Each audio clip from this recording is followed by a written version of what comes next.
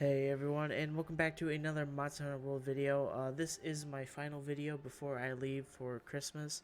Like I said, I won't be back till later the 28th or 29th, one of the two. Here in this video, we're going to be looking at the light bow guns.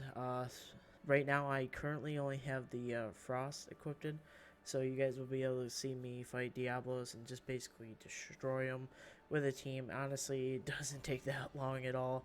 Diablos isn't really that hard of a monster, but he definitely, if you don't have the defense, or he can catch you off guard if you're not facing him the right way. But yeah, so let's jump over to the item box and check the build out. Okay, first things first, as always when we get to the first part of looking at the equipment and the jewels and all that, I do like to go over the equipment info on the weapon itself. We are running the Safi's Frost Shot.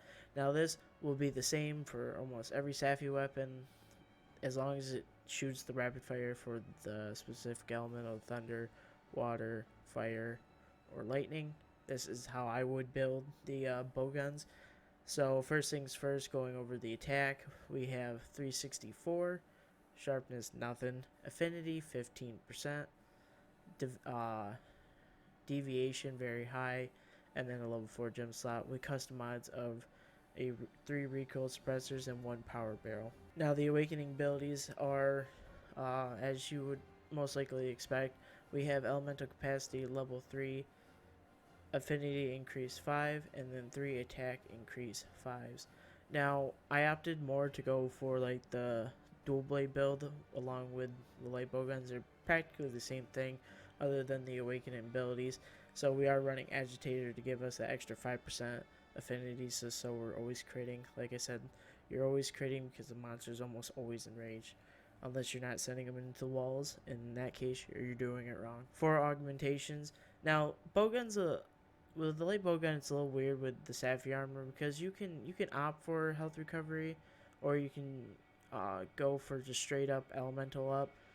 Me personally, I can't really tell you, but to be on the safe side, definitely go health recovery up and then 3 elemental ups.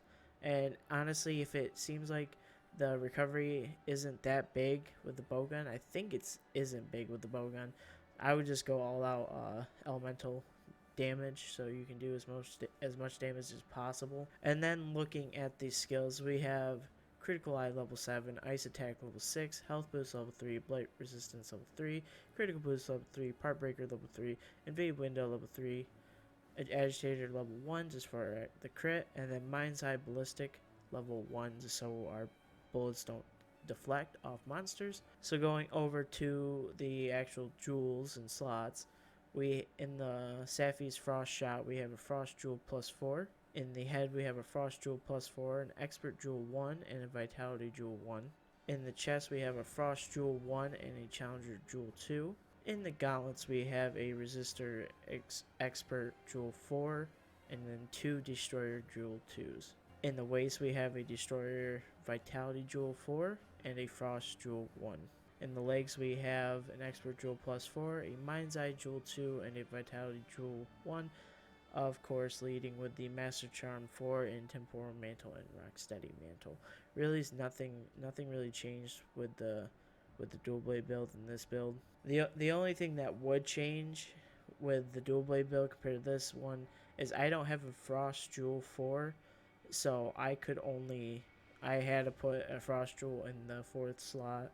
I mean, it sucks, but I mean, obviously, if I had another Frost Jewel 4, that would go here. I'd have Max Frost, take this out, and probably just put like a Fortify or something in just to replace it, just in case you do die. Yeah, guys, that is currently the build for my light bowgun. Like I said, with this fully maxed out and everything, you have a high amount of DPS.